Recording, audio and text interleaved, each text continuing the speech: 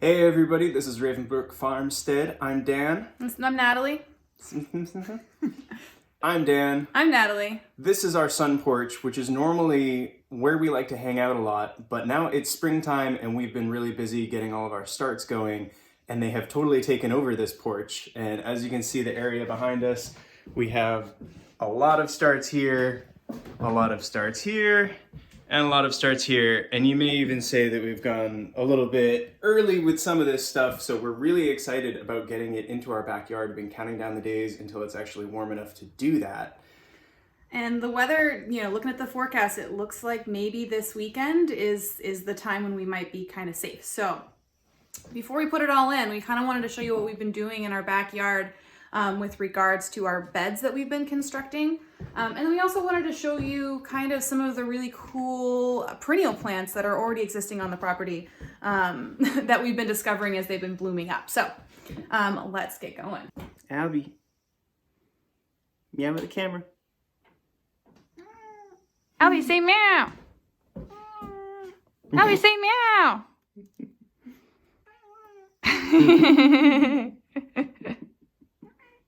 So we're gonna start here next to our sun porch, right? We were just in there walking around the side of our yard. The first thing we want to show you guys, this used to be our dirt pile.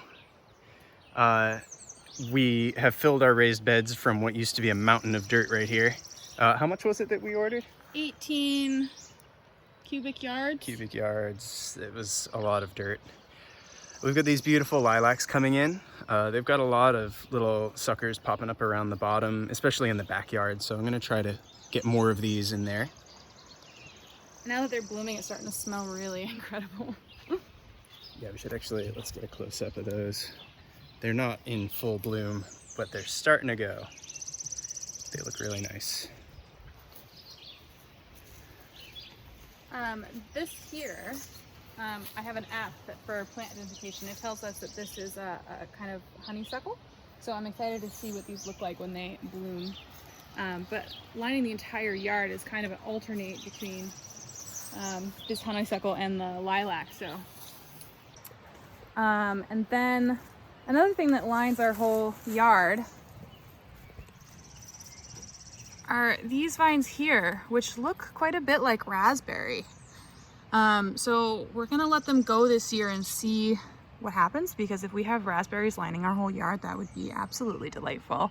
I think they're probably blackberries, judging by the fact that they're also in the woods. They are also in the woods. So that'll be a fun surprise. So stay tuned and we'll figure out what that is. So this metal that you're seeing here is part of my demo project.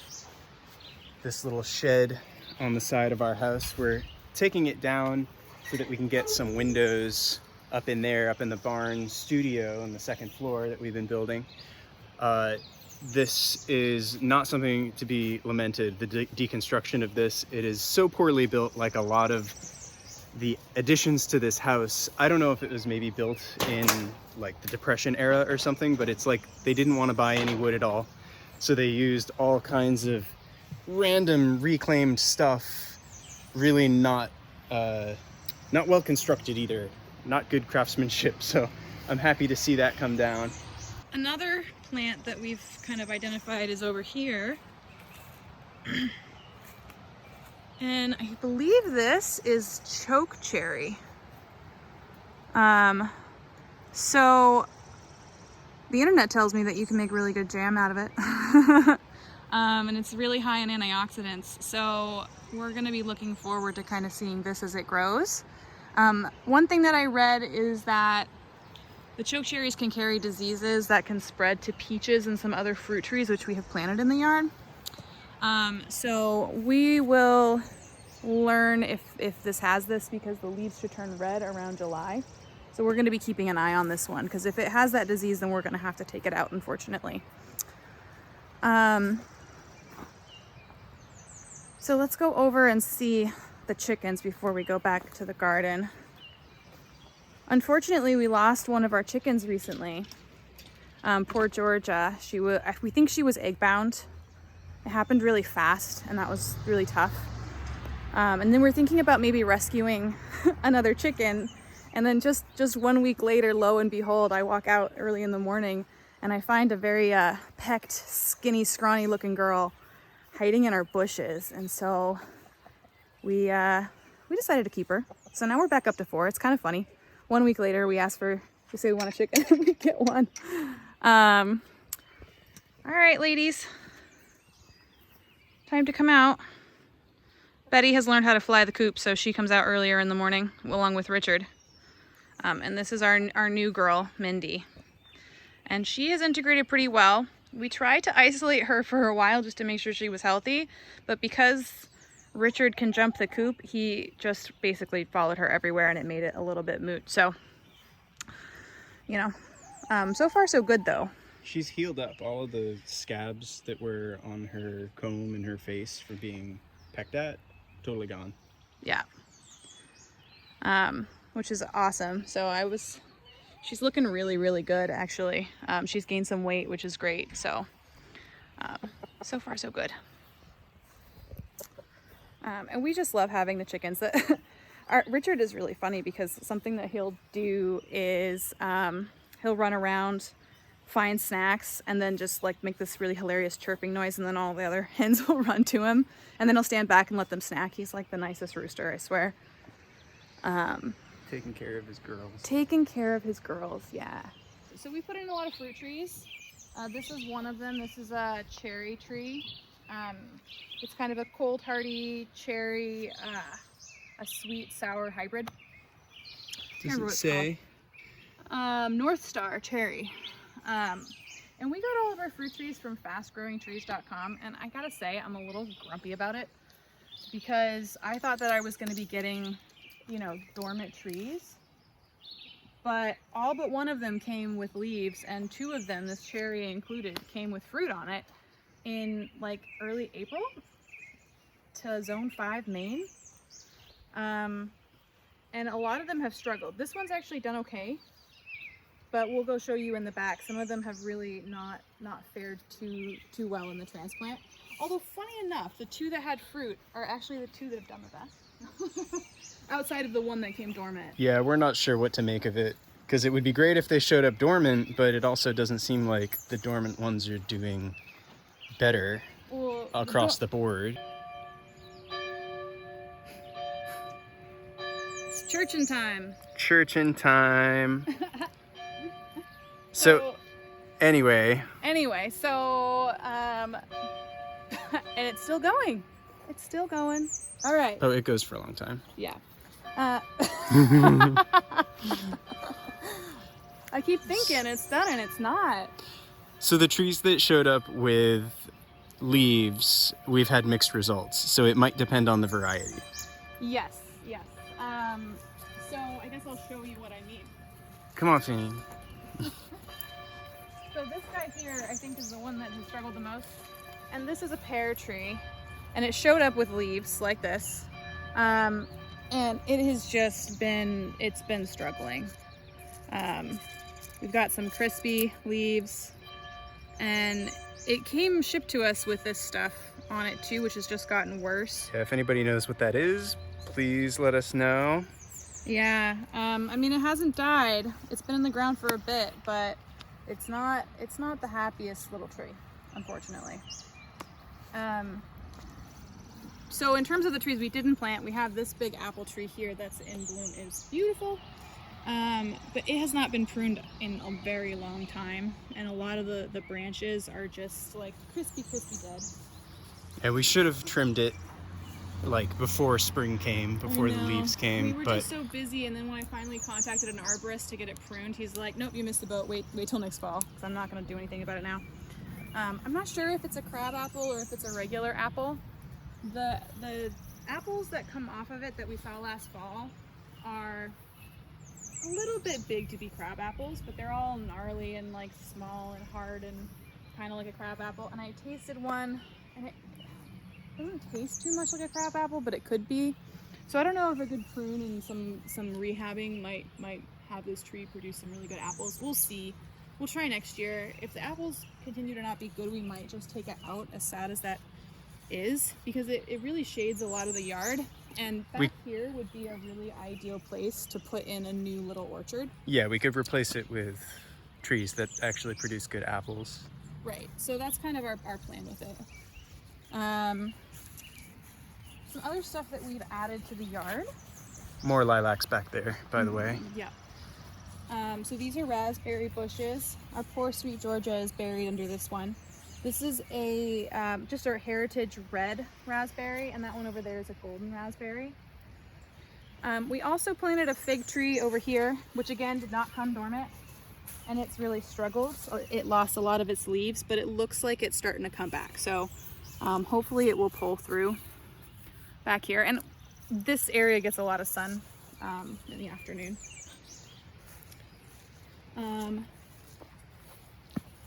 We've also had some cool volunteers. So it's been awesome seeing things grow and discovering what's coming up on its own.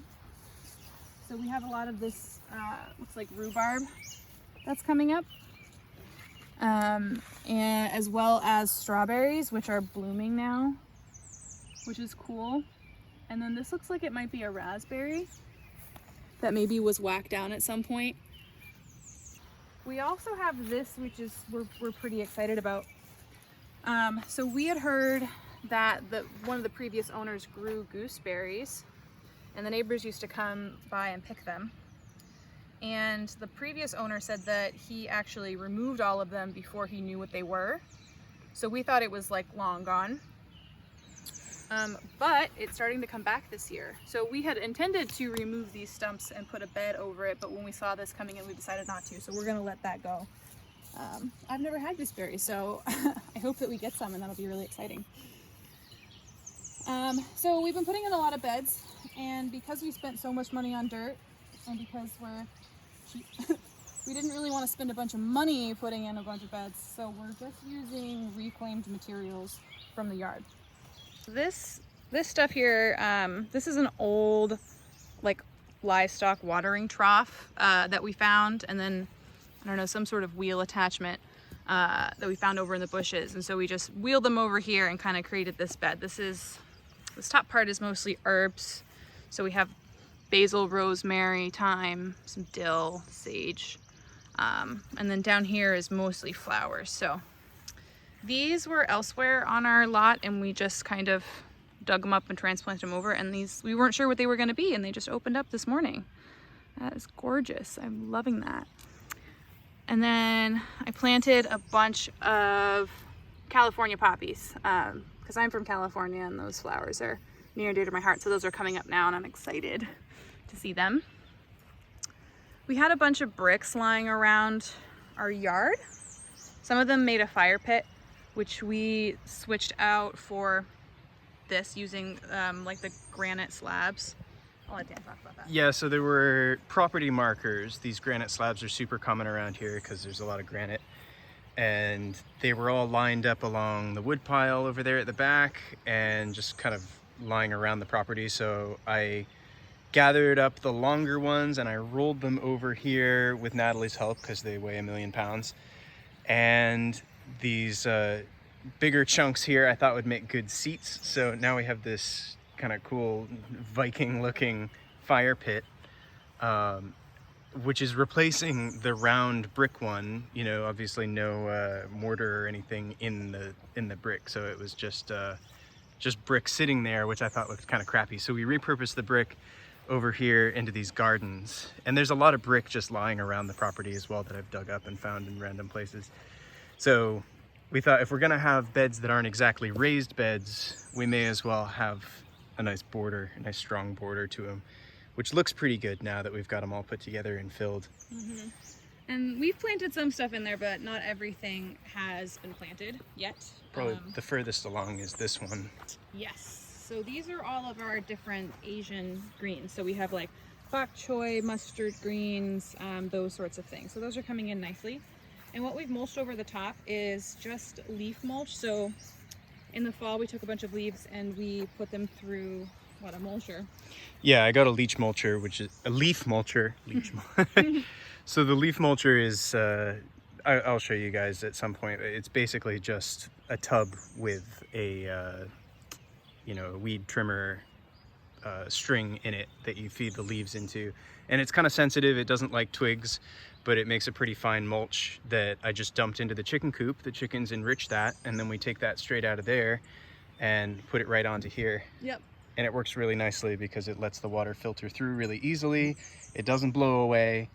And then the plants are not struggling to come through, especially when we're doing direct sowing. Yeah, it's very lightweight, and it creates a nice, even coverage that locks in the moisture. Yep. So these have been working really well. We've transplanted a lot of our greens so far too. So all the brassicas, like cabbages and kale and such. And then over here we have, well, these two, they're kind of an experiment. They actually sprouted up in our compost. Probably pumpkin. Yeah, something like that. We threw a pumpkin in there at the end of the season. But then again, we took all the seeds out of the pumpkin when we carved it. That's right. But there was maybe an older pumpkin that went in there, squash or something. So we'll see if they survive. They've been testing the environment for us, trying to see, is it warm enough for us to plant our own squash starts? Yep. And then through here is all different varieties of spinach and arugula. So 2 different varieties of spinach and 2 different varieties of arugula. Moving further back, so these beds are made from wood that is just kicking around our barn. So some of the nicer pieces of wood are from our construction projects. They're just scraps from our barn renovation. But a lot of this was just old, kind of falling apart barn wood that we found. Some of the wood is from pallets as well. And because it's all different widths and lengths, it would be really hard to make a bed out of them doing it like horizontally. So I got this idea from a video by James Prigioni, his YouTube channel, which if you haven't seen his YouTube channel, you should. It's wonderful. And what he did with pallet wood is he cut them all to the same length and just made 4-foot strips and braced the back. And so I was like, oh, perfect. That's a really good way to use all this random wood that we have and make something really pretty. And then I just painted it with linseed oil, which makes everything look gorgeous and like really have a warmth to it, but it also helps preserve the wood. So this project took a long time and it's a little labor intensive, but I think it was so worth it. And I'm gonna make 2 more beds on either side still, especially once we get the more dirt to fill. And then this trellis that we built, these are from ladders that were in our barn. Yeah, supposedly a ladder salesman lived here at some point. That's what they told us. Yeah. So there's a lot of ladders, like that one sitting there. I took a bunch of the ones that were lying around and I duplicated that one that already existed. So we made it double, put one over the top, and now these are gonna trellis these snap peas that we have growing. So I have 3 different varieties of snap peas, 1 on each corner, and then that far corner over there, just yesterday, I sowed in some yard-long noodle beans. So hopefully, you know, as it grows, it'll just kind of trellis up and over and look really, really, really pretty. So I'll let Dan talk about the last one since that's his baby. So there was a lot of scrap metal sitting around the edge of the yard, which I don't know if you can tell from the video, but there's metal fence that goes through the entire perimeter of the yard. You can actually see back there we have some of those stone property markers. So a lot of the metal was kind of buried back there, kind of fallen over in the leaves. So I dug it up, I found it, cleaned it off, and I put it here. This first one, the ladder is not part of it, but this first one, I was kind of just figuring it out as I went along. I put in some posts, 6 posts, and then I started filling it with hugelkultur. I started putting in dead leaves, dead sticks, and dead wood that we had lying around. There were some really great stumps that were almost completely decomposed, like you break them apart with your hands, like really good stuff that I wanted to get in, both to save on the cost of dirt and to get more nutrients, more water retention into the soil below. So that was really lucky that all that wood was sitting around, but I didn't quite put enough in. So I had to move a lot of dirt for this bed. And once I got the dirt in there, it started bowing out a little bit, which you can probably see even here. It's not 100% filled, it's like 95% filled. But yeah, if you view it from this angle, you can definitely see it bowing out. So I put in a few more supports once I noticed that tendency. but it was kind of too late at that point. So this bed is inherently flawed. I may be able to fix it someday, but I don't really care that much right now. So then I started building another one. We had enough metal just on the perimeter to at least put together these two. This one, I did a much better job. I knew what I was dealing with. So this one has proper supports. It's got the 6 big posts, but then it's got some reinforcing posts in between that I actually joined together so that it can't bow out in the middle of those. And this one's much straighter than the other one. And also a lot more hugelkultur in there too. So a lot more leaves. Like, we've still got a couple piles of leaves around the edge of the yard that I've been working from, and it worked out perfectly because those piles were the ones that had a lot of sticks mixed in, and you can't put sticks in the leaf mulcher. It doesn't like it. So that would have been really tedious to try to mulch that stuff. So putting it in here worked out great because those sticks are just part of it anyway. And yeah, just a lot of the refuse that's been sitting around the edges of the yard got to go in here. And then there's probably maybe a foot to 16 inches of dirt on top of that. So this one also is like 90% done.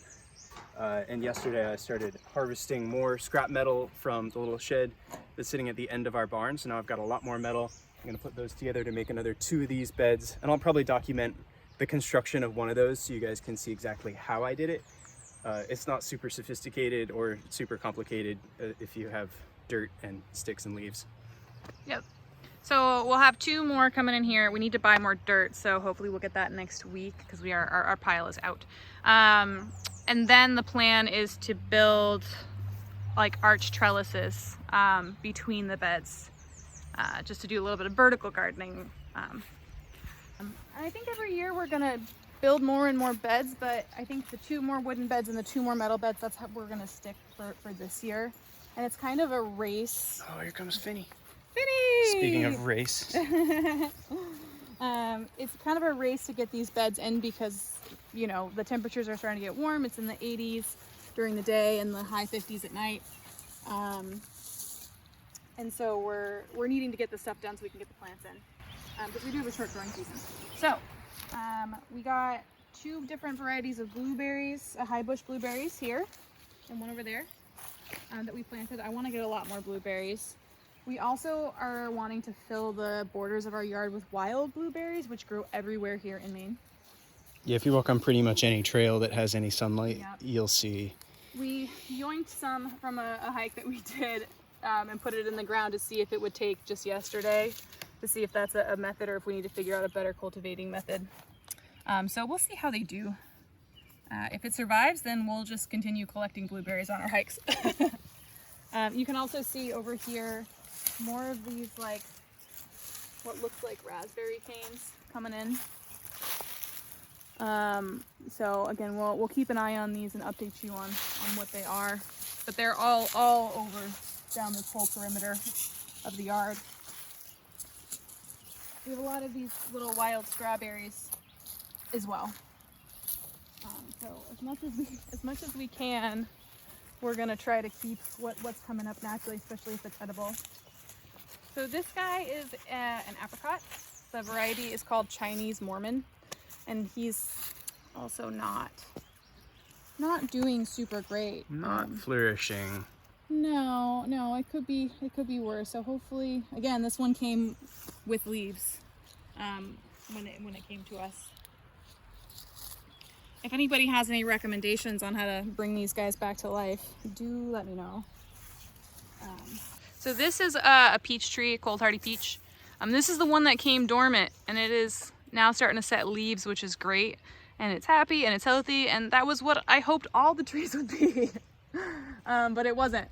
So if you ever buy anything from fast growing trees, I guess beware. So this is our other peach, and this one I think is doing pretty good. Who knows why? I don't know. It kind of debunks the idea that they need to be dormant, because this one was the least dormant of all of them, and Yeah. it's the happiest. So. It has little peaches on it, which are all falling off. They're dying, which is fine. We don't want it to necessarily produce fruit in its first year anyway. But it's cruising, so that's great. The awkward pile of vermiculite there that was left by the prior owners, who seemed to put in a lot of effort into getting the place to or getting all their garden beds to drain better, which is weird considering how much sand there is here. So yeah, the soil is just so sandy. We have no use for this, and we have no idea what to do with it. So if anyone has any suggestions on how to occupy a metric crap ton of vermiculite, I don't know. Yep. Kind of ugly.